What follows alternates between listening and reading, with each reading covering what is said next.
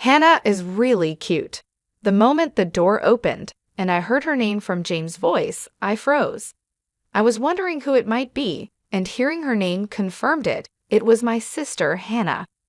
Jamie kept calling out to Hannah repeatedly. Shivering, I suddenly came to my senses.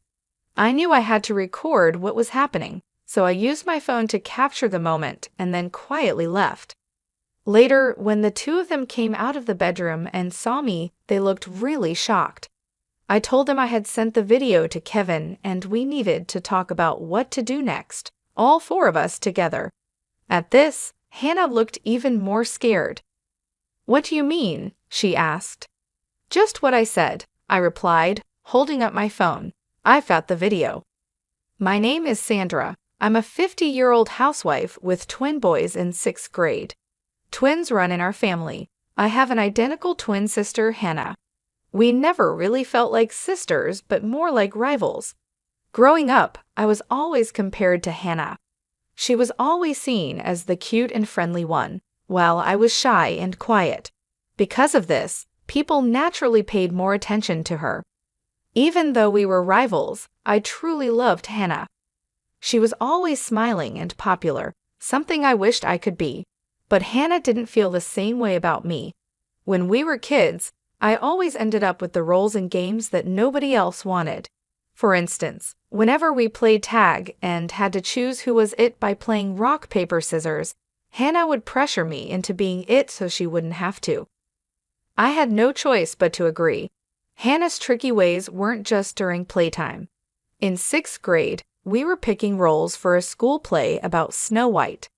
I wasn't much of an actress and wanted to be the narrator, but I got a cold and missed school on the day they gave out the roles.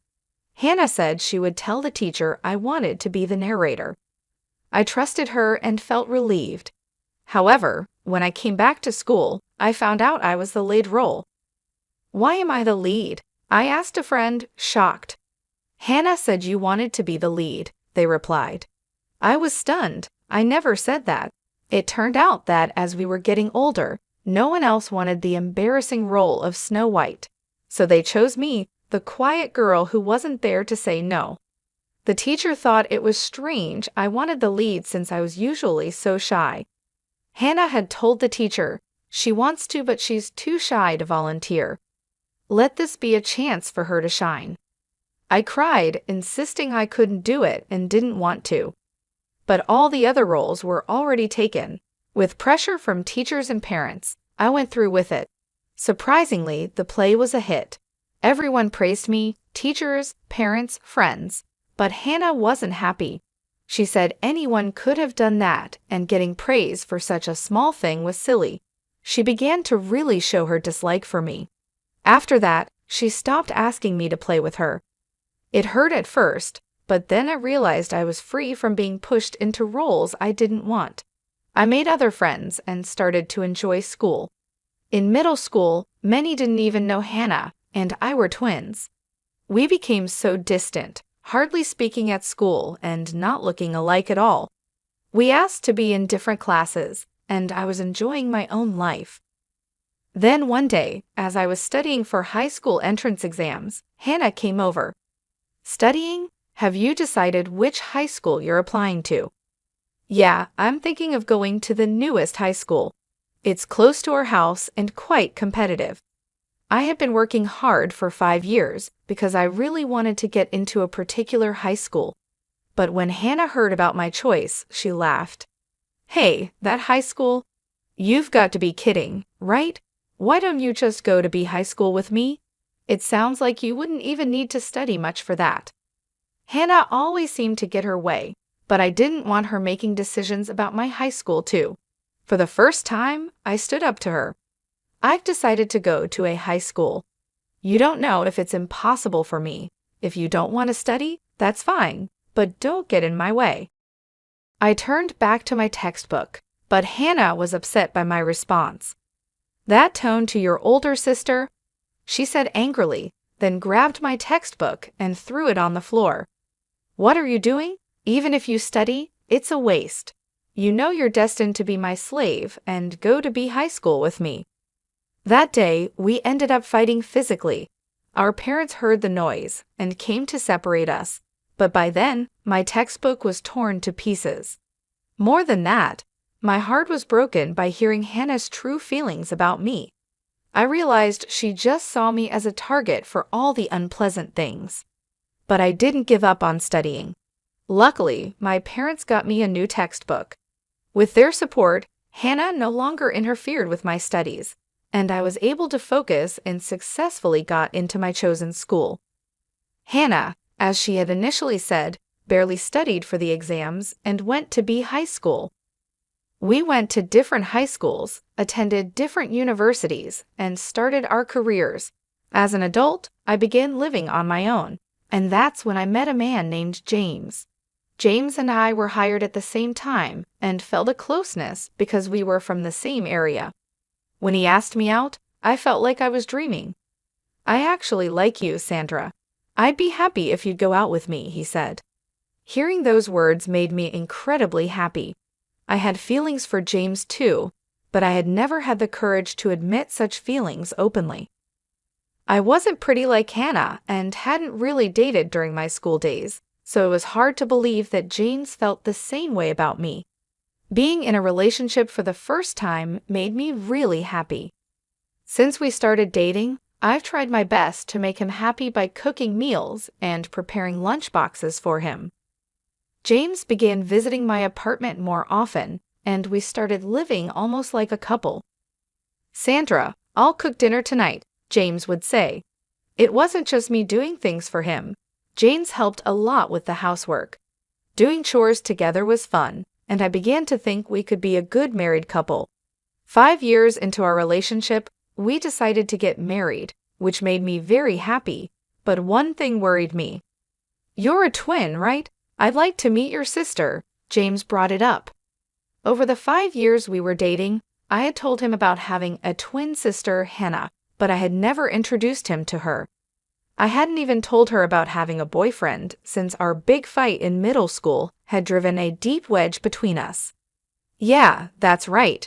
But we're getting married, so it's inevitable that Hannah and James will meet." I was anxious about how Hannah might react, but I knew I had to introduce them at some point. When I finally called Hannah after a long time, she seemed surprised by my news. "Married? Since when?" She raised her voice. I had told my parents, but it seems Hannah hadn't heard about it yet. "Yeah, and I want to introduce you to the man I'm going to marry." I'm busy, you know." "Well, if you insist, I guess I could meet him." Hannah was as condescending as ever. So I asked her to make some time for us. Hannah hadn't changed since we were kids. I figured I had to be the adult and humble myself. We went back home to meet Hannah on her day off. James suggested we all have a meal together with our parents, so we arranged to meet at a restaurant. On the day, we went to the restaurant, but Hannah was late. "Hannah's late.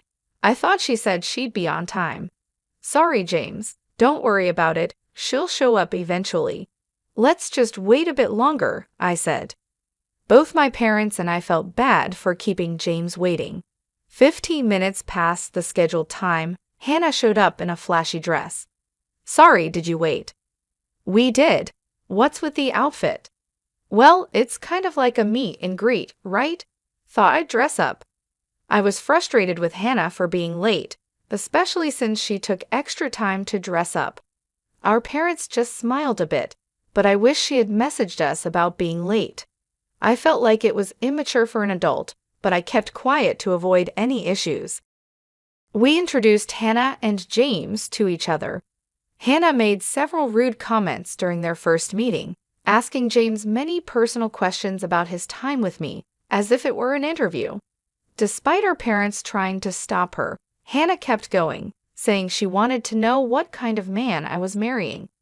James was nice about it and answered her questions. By the end of the meal, I was really tired. James then mentioned how different Hannah and I were, calling her always smiling, good at conversation, and cute. He even joked if I'd met her first. I was shocked because I had told him I was uncomfortable around Hannah. His comment hurt me. "Why don't you marry Hannah then? She even said you were handsome," I snapped back. James quickly apologized, saying it was just a joke and he was happy to have met me, not Hannah. He tried to make light of it by saying Hannah was nice and that we shouldn't be jealous of each other. We should get along as a family, now that we're adults. Although I had my doubts, I knew our parents wanted Hannah and me to get along. But I wanted James to be on my side, not pushing me to be closer to Hannah. Still, arguing seemed too much trouble, so I just nodded along to what James said. A few days later, Hannah messaged me, "Isn't James too good for you? Should I take him off your hands?" I was upset by her message. "What are you talking about?" I replied instinctively, and she called me immediately. Hannah insulted me over the phone and laughed, saying it was unbelievable that someone as plain as me would get married before her. She said James was high-earning and well-educated and asked why not hand him over to her since we were twins and had always shared everything. I yelled back at her, telling her not to say stupid things. I couldn't stand James being treated like an object, nor the idea that we always shared everything. In reality, I was always just someone for Hannah to dump the things she didn't want. That night, I told James about the call, warning him to be careful around Hannah. However, James took it lightly and laughed it off, saying it was nice to be liked so much and not to worry because Hannah wasn't serious. I was frustrated because he didn't seem to understand the potential seriousness of her words. "Do you doubt my feelings? It's okay because I say it's okay," he reassured me. Despite him being a great person, I felt like James had changed after meeting Hannah. He would always defend her just because she was my sister, which left me feeling dissatisfied. But James told me not to worry so much and believed that nothing Hannah could do would affect him. Realizing I was unsettled by her words made me see that I hadn't fully trusted James. He was right. I decided to trust him and ignore Hannah's spiteful messages. Fortunately, Hannah didn't interfere with us anymore, and I hoped we could become good sisters and have a happy married life. Years went by, and after I turned 45, my parents told me that Hannah had gotten married. I had blocked her and wasn't in contact, though we occasionally saw each other at our parents' home. Hannah would insult me, being nearly 45 and still unmarried. She seemed resentful and was avoiding me. I was surprised to hear she got married, as she was quite picky, but I was genuinely happy for her. When I learned that Hannah had married, I realized how harsh I had been when she got married only after I did. Later, through my parents, Hannah apologized to me, and we started communicating again. Indeed, Hannah had changed, becoming much calmer than before. It was as if she had returned to the Hannah I once loved. I never thought the day would come when Hannah and I could laugh together again. I was very happy when Hannah introduced me to her husband, Kevin, who was about 6 years older than us. He seemed to really care for Hannah, which made me feel reassured. After we both got married, Hannah and I became closer, and our parents were very happy to see us getting along. I wanted to make up for the time we had spent apart. Then, a few years later, something happened. I became ill at work and had to leave early. I tried to inform James, but he was out on business, so I left a message with a colleague and went straight home. As soon as I entered the house, I felt something was off. It felt like someone was inside, even though the house was supposed to be empty. I thought it might be a burglar. I quietly entered and listened closely. I could hear noises and voices coming from the bedroom. Standing silently in front of the bedroom, I recognized James's voice. The nature of his voice made my heart sink. It was clearly the sound of an intimate moment, and the creaking of the bed confirmed my fears. I didn't need to see inside to know what was happening, and my hands trembled. Thinking James was cheating, I decided to catch him in the act. I carefully opened the door with my smartphone in hand, ready to record. What I saw inside the bedroom was even more shocking. Hannah is really cute, isn't she? I heard James's voice clearly as the door opened. Hearing him say her name, I froze. The female voice was indeed Hannah's. James kept foolishly repeating Hannah's name. Trembling, I recorded the scene and quietly left. I sat in the dining area in shock for a while. I was supposed to be home early because I felt unwell, but the shock made me forget my illness. I just stared blankly at my phone, waiting for this nightmare to end. A few minutes later, the bedroom door opened. "I'll head back to work now, so lock up," said a voice. "Okay, it'd be nice if we could live together soon," another voice responded. Hearing this, I hurriedly stood up. Noticing the noise, James and Hannah saw me in the hallway. "Sandra, why are you here?" James exclaimed, turning pale. "Why? This is my house, right? But why is Hannah here? Aren't you both supposed to be at work?" I asked. Hannah looked away for a moment, but then smirked defiantly. "Why do you think? You wanted it from my own mouth, didn't you?" James tried to stop her, but Hannah wouldn't be silenced. "I've always hated how you look down on me. Happiness and James don't suit you." Hannah declared she'd take everything. I just smiled and replied, "Is that so? Then I'll let you have James, Hannah, but don't think you can take my happiness." Hannah seemed annoyed by my comeback and glared at me. I spoke directly to her. "Yeah, I sent the video to Kevin. Let's discuss this with the four of us soon." Hannah's face turned pale instantly. "What do you mean?" she asked. "Just what I said. If you want James, Kevin should know about this, shouldn't he?" Hannah lunged at me, but James tried to calm her down. Just then, the smartphone in Hannah's bag rang. At the sound, Hannah froze. "Looks like Kevin's calling, isn't it?" I said. Hannah hesitated and looked at her bag, but she didn't answer the call. The room was silent except for the sound of the phone. After a while, it stopped ringing, and then my phone rang. "Sandra, I'm truly sorry. Please forgive Hannah. Can you cover for her with Kevin? If not, Hannah will lose everything," James said, trying to protect her. Hannah started sobbing next to him, like she was the victim. I knew Kevin was not only Hannah's husband, but also the president of the company where she worked. If Kevin found out about her cheating, he might start divorce talks, and she could lose her job. I said, "I can't cover for her." James, as usual, defended Hannah, which infuriated me. Thinking Hannah is the only one who's going to lose her family and job is a huge mistake, I shouted, making James flinch and start sweating. He seemed to realize the gravity of the situation. "Just so you know, I've also sent the video to the company's main email, including your department and name," I told them. By then, Kevin's call had ended, and James and Hannah looked desperate. After kicking them out, I called Kevin. "Sorry to disturb you at work." "It's about the video, right?" he asked gently. "Yes, it involves James," I replied. "I'm sorry for asking this of you," Kevin said.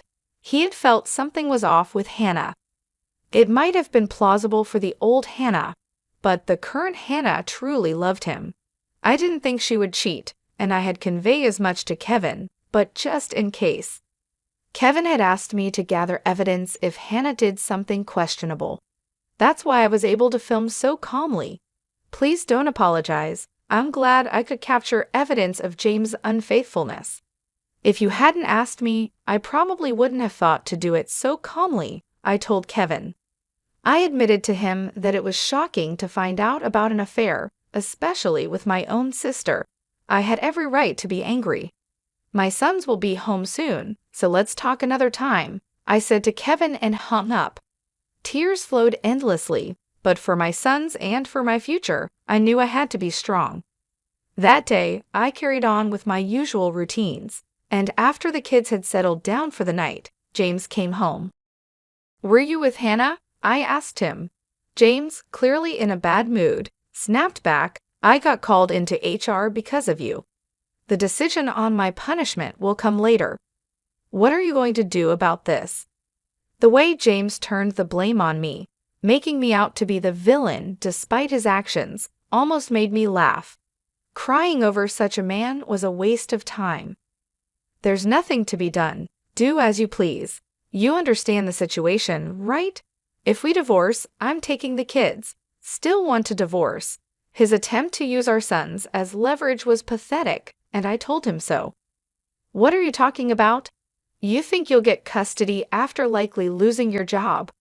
Divorce is a foregone conclusion. Stop being ridiculous, I said. James had nothing to say. Of course, getting caught in adultery during work hours, dismissal seemed inevitable. Was he still so clueless about the gravity of his actions? If so, then he's incredibly foolish. I'll be leaving tomorrow, I told him. Wait a minute, can't we consider starting over? Can't you forgive just one affair? James, now taking a submissive stance, began apologizing. Just one time, I asked back.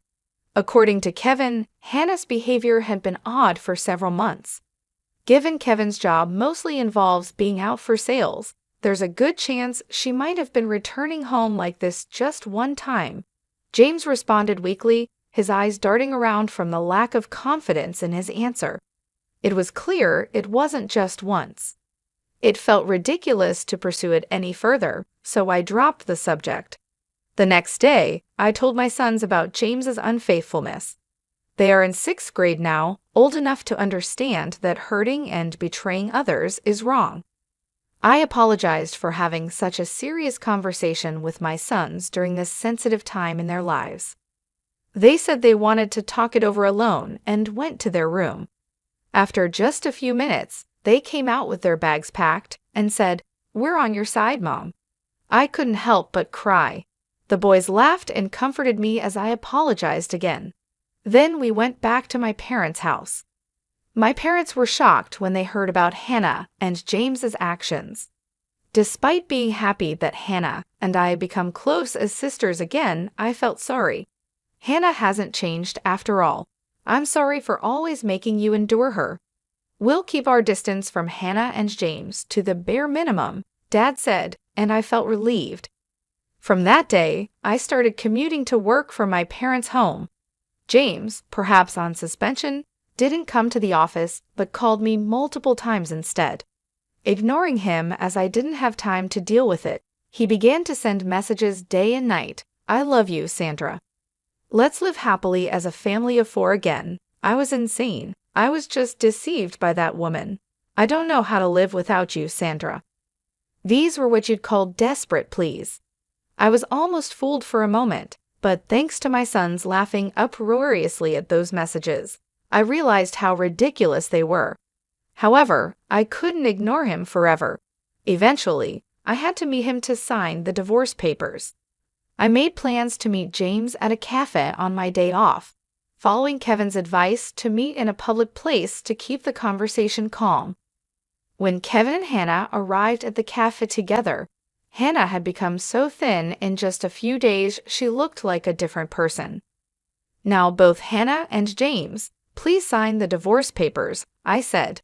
They hesitated to sign. James said, "It's a misunderstanding, Kevin. It's your choice to divorce, but we won't." "You're still saying that. My sons and I no longer consider you family," I retorted. Kevin sighed deeply and said, "You could go to court, but it's clear you'll lose, considering the alimony and legal fees for the divorce trial. Can you afford it? Of course, you both betrayed your families. Hannah to me and Sandra James, you'll have to pay us a proper settlement in the divorce trial," I added. Hannah started trembling silently. Her silence and weight loss now made sense. "I might be fired. How can I pay?" James began to argue, looking pale. "You did this to yourself. Besides, you owe child support for both kids, right?" I said. At my words, Hannah flinched. "You wanted to live together, right? You're welcome to have the house." I laughed loudly. "And don't forget the mortgage payments." James was taken aback, probably having forgotten about the mortgage. Both sat sweating, pale and silent, in front of the divorce papers.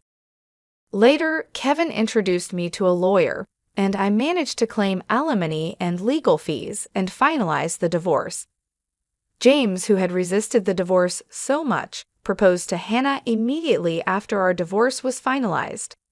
I knew he had liked Hannah from the start. When did their affair turn serious? Hearing this, I felt nothing but disdain.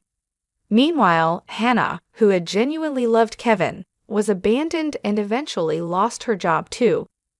Why did she end up with James despite loving Kevin so much? Remaining puzzled, I asked Kevin about it. He hesitated before revealing. Actually, she started complaining about you a few months ago. Complaining about how you, who were useless, got married and even have kids. It's extravagant, he explained. Could it really be because of that? I wondered, but considering Hannah's personality, it wasn't impossible. Yet the thought that she went to such lengths just to set me up was horrifying. It was because I thought you might be in danger that I consulted you, Timothy, but I never imagined it would lead to this with James. I'm truly sorry, Kevin said apologetically. It's okay, it's over now, and James is to blame for taking up Hannah's invitation as well, I replied. That concluded our conversation. Kevin and I agreed to keep in touch for updates on the divorce compensation and legal consultations. According to him, the two, burdened with a substantial amount of divorce compensation, ended up marrying and living together. Hannah was abandoned by her parents and had nowhere else to go. It seemed she reluctantly accepted James's proposal because she had no family left. From what the lawyer told me, Hannah couldn't accept that she ended up divorcing Kevin and marrying James, whom she didn't love because of me. The lawyer mentioned getting hurled with abusive language every time he called her. While I felt sorry for the lawyer, he continued to support me firmly, perhaps because of Kevin's presence, and I couldn't be more grateful. For a while, we'll still have to make calls to demand the divorce compensation, and it seems 6 years after the divorce, the compensation and child support were being paid on time, and I had largely healed from my emotional wounds. One day, after a long period of peace, the lawyer contacted me saying Hannah had something urgent to discuss. Knowing her, I expected she would just use the meeting to vent her frustrations at me, so I initially refused. However, Hannah insisted it was urgent, and James also requested a meeting on her behalf. Given their persistence, I reluctantly agreed, but I didn't want to meet them alone. I contacted Kevin, feeling somewhat guilty for doing so after such a long time, but he gladly agreed to accompany me. At the cafe, James and Hannah looked serious.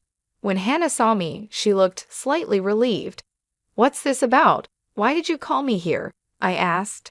Hannah then revealed, "Actually, I've developed renal failure and need to undergo dialysis." James angrily blamed us, saying, "It's your fault, both of your faults, that Hannah ended up like this. She couldn't sleep without drinking alcohol, and because of the divorce settlement pain, she had to work. Your actions have destroyed her health." I thought it was their own doing, and Kevin seemed to agree as he sighed and looked exasperated. So what? I'm not reducing or refunding the divorce settlement. Be thankful I agreed to installments, I stood firm. Hannah, crying, lowered her head and pleaded, "I'll pay the divorce settlement. Please, I'm begging you, give me a kidney." "What?" I exclaimed loudly at her outrageous request. "What are you talking about? There's no way I'll give it to you." James then said, "You were born a twin with Hannah for this reason. You have a duty to help her." "What are you talking about? Who has been pushing all the unpleasant things onto me? Did Hannah ever help me once in such situations?" I retorted, "Don't talk about trivial matters. Hannah's life is at stake here," James angrily retorted. Hannah began to cry and plead, apologizing, while James insulted me as heartless, pressuring me for the transplant as if threatening. At that moment, feeling as though I was being blamed, Kevin spoke up, "If she needs dialysis, then undergo dialysis. Do you understand how tough dialysis is, and do you understand how difficult a transplant is? Why should she risk her life for Hannah?" Their words left them speechless. I felt relieved with Kevin's support and took a deep breath. "Moreover, Hannah, you've repeatedly called Sandra useless. Isn't it too convenient to ask for help only when you're in trouble? But that's Hannah for you. You've destroyed Sandra's happy life. Sandra has no obligation to save your life," Kevin pointed out. Hannah broke down crying, and James was at a loss for words. Both of them must have thought that I would surely give them a kidney. If I had been alone, I might have been persuaded. Once again, Kevin saved me. Take care then. Oh, and don't forget the transfer for this month's payment, I said, then got up and left. Whether I'm called heartless or a devil, I cannot forgive them. I don't know what kind of life they will lead from now on, but I hope they never forget what they did and reflect on it. It seems James and Hannah were both working part-time to make ends meet, but now that Hannah can no longer work properly, their financial situation is dire. But that's their karma. Everything is the result of their actions. Their atonement won't end until they've paid the compensation ordered in the divorce settlement. I continue to live happily with my parents and sons. My parents no longer even mention Hannah's name. However, it seems they are happy to see the twins getting along well. It's comforting to see a bond between my sons that Hannah and I never had. I continue to keep in touch with Kevin frequently. He's a genuinely good person, always thoughtful and considerate. It appears he has developed feelings for me, but I'm not ready to reciprocate them at this time. I don't want to cause any more upset for my sons, but in a few years, when they come of age, I hope to have the chance to think about my own happiness again.